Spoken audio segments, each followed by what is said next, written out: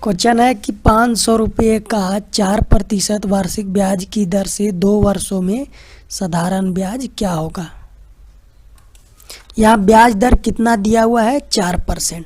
तो जैसा कि हमने परसेंट में पढ़ा था 4% को हम इसको जब हम भिन्न में लिखेंगे तो ये कितना हो जाएगा 1/25। और यही जो 25 है ये क्या है, यही जो है पी है यानी मूलधन है, और जो यहाँ 1 है ये जो है क्या है ब्याज है यानी एसआई है।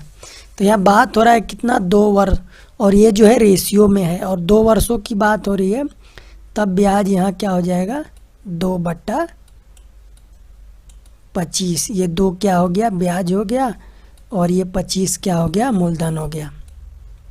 हमें निकालना क्या है ब्याज निकालना है, और मूलधन यहाँ दिया हुआ है यानी ये 25 रेशियो का मान कितना दिया हुआ है 500। तो 1 रेशियो का मान कितना हो जाएगा 20। तो यहाँ एसआई ब्याज कितना है 2 रेशियो, तो 2 रेशियो का मान कितना हो जाएगा 40 रुपया। तो ये हमारा हो गया कौन सा मेथड, रेशियो मेथड के द्वारा। अगर फार्मूला के द्वारा बनाना चाहते हैं तो फार्मूला के द्वारा होता है एसआई बराबर मूलधन गुने समय गुने दर बटा 100।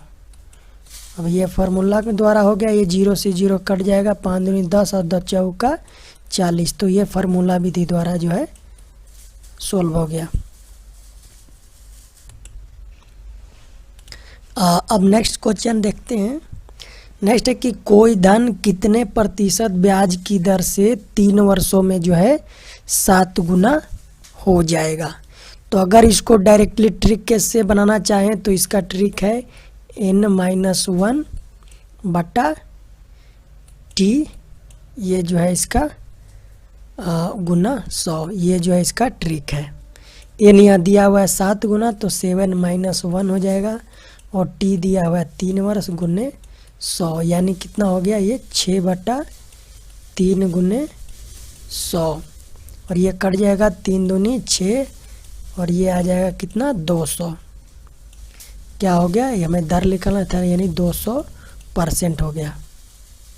अब ये तो हो गया, ये हो गया ट्रिकी मेथड से यानी ट्रिक हो गया। अगर इसको जो हम कॉन्सेप्ट से बनाएं तब क्या कैसे बनाएंगे, क्या मूलधन नहीं दिया हुआ है यानी P बराबर हम 1 मानेंगे।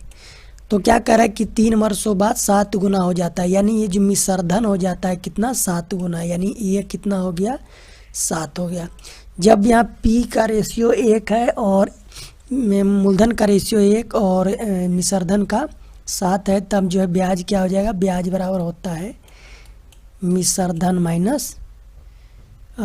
माइनस मूलधन यानी 7 - 1 यानी कितना 6 रेशियो आ गया क्या ब्याज। हमें निकालना क्या है दर निकालना है, तो दर बराबर कितना क्या है, दर बराबर ब्याज गुने 100 बटा मूलधन कितना है 1 है, मूलधन गुने समय 3 दिया हुआ है, और ये 3 दूनी 6 और ये 100 दूनी 200%। तो ये हमारा जो है मेथड हो गया यानी कॉन्सेप्ट हो गया। तो आप जो है किसी मेथड द्वारा बना सकते हैं जैसा कि आपको जो है अच्छा लगे। अब नेक्स्ट है कि कितने समय में कोई धन 5% वार्षिक ब्याज की दर से अपनी 3 गुनी हो जाएगी। तो सेम जो है आप जो जैसा बनाना चाहें सेम क्वेश्चन है, तो हम इसको डायरेक्ट ट्रिकी मेथड से ही बना देते हैं, यानी n-1 बटा ये r है, यहाँ जो है r दिया हुआ t निकालना है तो r नीचे चला जाएगा और गुने 100 यानी 3 - 1 बटा 5 गुने 100, और ये कट जाएगा b500 यानी, और ये 3 में से गया 2 यानी b दूनी 40 क्या हो गया वर्ष।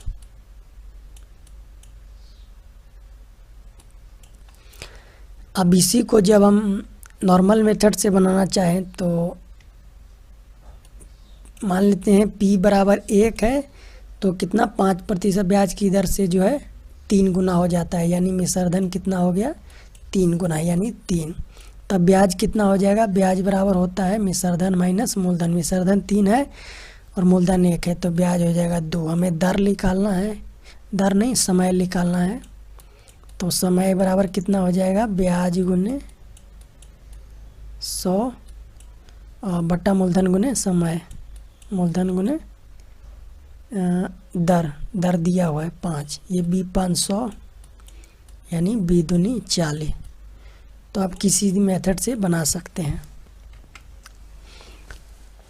अब नेक्स्ट है कि कोई धन 5 वर्षों में 5% वार्षिक ब्याज की दर से दुगनी हो जाती है, तो किस दर से उसी समय पर 5 गुनी हो जाएगी।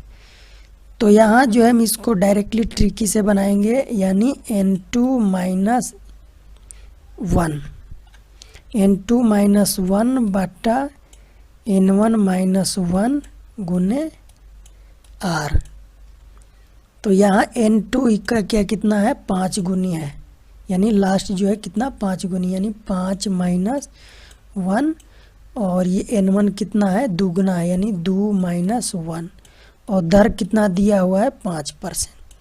तो ये कितना हो जाएगा, 5 में से गया 4 और नीचे आएगा 1 और ये 5, यानी 5 का 20 जो है राइट आंसर हो जाएगा। अब नेक्स्ट है कि एक निश्चित साधारण ब्याज की दर से कोई धन 4 वर्षों में दुगनी हो जाती है, तो कितने वर्षों में जो है 16 गुनी हो जाएगा।